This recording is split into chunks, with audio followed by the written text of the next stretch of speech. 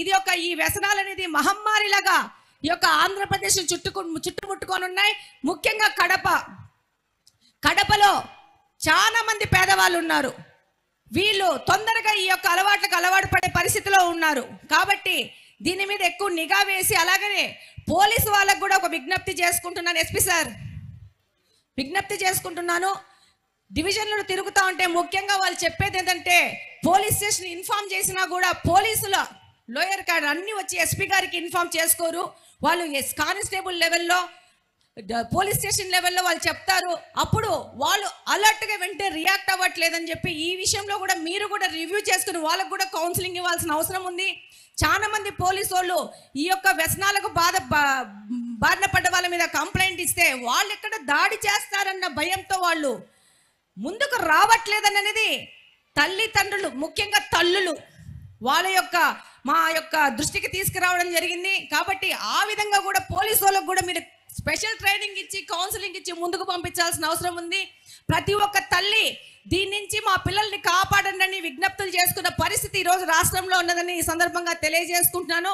ఇక్కడున్న ప్రతి ఒక్కరూ సేవ్ కడప, సేవ్ ఆంధ్రప్రదేశ్ అని ఇందాక పోస్టర్ రిలీజ్ చేసినాము. దీని మీద అందరం పాటుపడాల్సిన అవసరం ఉంది. ఇంకొక ముక్క విషయము, ఇది నా కడప నియోజకవర్గం గురించి మాట్లాడుతూ ఉన్నాను. డిప్యూటీ సీఎం గారు, మాది కార్పొరేషన్లో మాకు ఈ రోజున్న పరిస్థితికి నేను 5 నెలలైందంటే 6 నెలలైంది ఎమ్మెల్యేనయ్యి. నేను లర్నింగ్ పీరియడ్లో ఉన్నాను. నాకు ఎంతో బాధ అవుతా ఉంది ఈరోజు వింటుంటే. ఇంతకుముందు కార్పొరేషన్స్ అంటే నిధులు ఎక్కువగా ఉండేటివి కార్పొరేషన్ డెవలప్మెంట్ కోసం.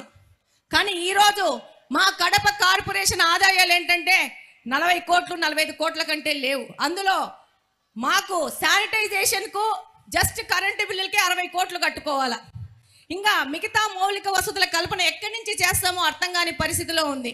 ఈరోజు మీరు పంచాయతీరాజ్ మంత్రి గారు, కానీ నరేగా నిధుల ద్వారా గ్రామాలకి పెద్ద ఎత్తున నిధులు వస్తున్నాయి. ఈరోజు నేను అసెంబ్లీలో కూర్చొని మిగతా ఎమ్మెల్యేలను అడుగుతున్నాను, మీకు నరేగా ద్వారా ఎంత నిధులు వచ్చాయని చెప్పేసి. వాళ్ళు చక్కగా 30 కోట్లు వచ్చాయి, 40 కోట్లు అని చెప్తారంటే మాకు 15th ఫైనాన్స్ కమిషన్ కింద 4 కోట్లు వచ్చాయి.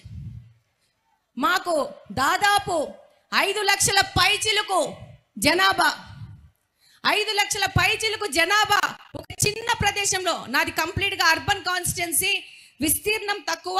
ఈ విస్తీర్ణంలో ఎక్కువ మంది ప్రజలు ఉండడం వల్ల మౌలిక వసతుల కల్పనలో విపరీతమైన సమస్యలు ఉన్నాయి. శానిటైజేషన్, వాటర్, రోడ్లు. నేను ఈ 6 నెలల నుంచి ఒకటే విషయం మీద పోరాడుతూ ఉన్నాను. మాకు మంచినీళ్ళు కావాలా. మాకు పరిస్థితి ఏంటంటే ఈరోజు మా యొక్క కడప నియోజకవర్గంలో డ్రైనేజ్ వాటరే మళ్ళా పెన్నాలో కలిసి అదే వాటరే పంపు చేసుకొని తాగుతున్న పరిస్థితి ఏర్పడతా ఉంది. మాకు వాటర్ ట్రీట్మెంట్ ప్లాంట్ లేదు. ఇది 20 సంవత్సరాలైంది కార్పొరేషన్ ఏర్పడి, జిల్లా హెడ్ క్వార్టర్స్ కడప. కానీ ఈ హెడ్ క్వార్టర్స్లో మనకు వాటర్ ట్రీట్మెంట్ ప్లాంట్ లేదు. పంపు చేసి బోర్లేసి నీళ్లు ఇళ్లకు సప్లై చేస్తున్నారు. అది 5-6 రోజులకు ఒకసారి నీళ్లు సప్లై చేసే పరిస్థితి ఉంది. మురికి నీళ్లు వచ్చిన పరిస్థితి ఉంది. మాకు ఒక ఎస్టీపీ లేదు. మాకు ఒక సమ్మర్ స్టోరేజ్ ట్యాంక్ లేదు.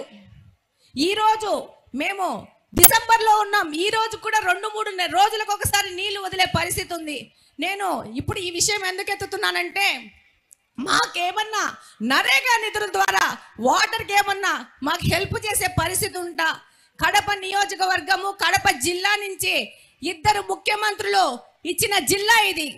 కానీ కడప హెడ్ క్వార్టర్స్లో మంచినీళ్ళు లేని పరిస్థితుల్లో మేము అతలాకుతలం అవుతున్నాం.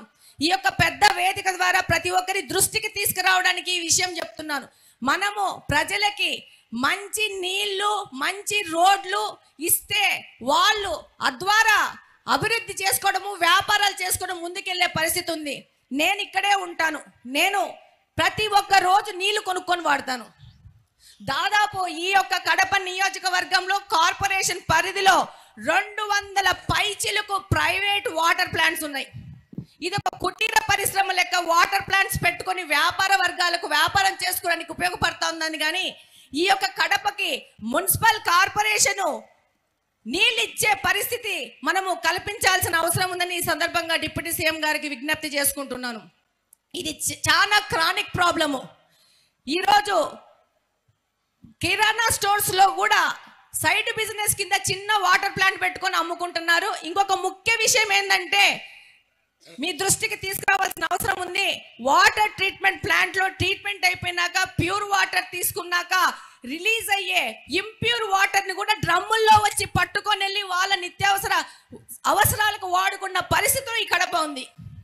ఈ మేజర్ ఇష్యూని ఇన్ని సంవత్సరాలు ఇతర పార్టీ వాళ్ళు ఎందుకు దీని మీద దృష్టి సారించలేదో నాకు అర్థం కావట్లేదు. ఒక్కొక్క ఎమ్మెల్యే 10 సంవత్సరాల నుంచి గెలిచానని చెప్తున్నారు, కానీ ఈ 10 సంవత్సరాల్లో వాళ్ళు 10% కూడా వాళ్ళ దృష్టి ఈ నీళ్ళ మీద వాళ్ళు కేంద్రీకరించింటే ఈరోజు కడపకి ఈ పరిస్థితి వచ్చేది కాదు.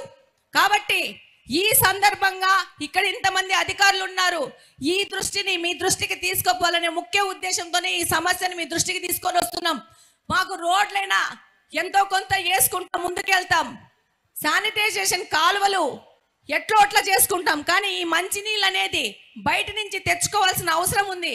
దానికి సంబంధించిన ట్యాంకులు కట్టుకోవాల్సిన అవసరం ఉంది.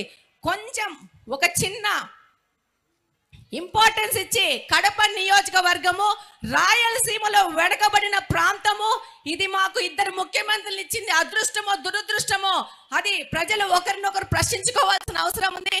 కాబట్టి ఈ సందర్భంగా నేను తెలియజేసుకుంటున్నాను, తప్పకుండా మీరు ఈ విషయం మీద దృష్టి సారించి మా కడపను కాపాడాలని కోరుకుంటున్నాను.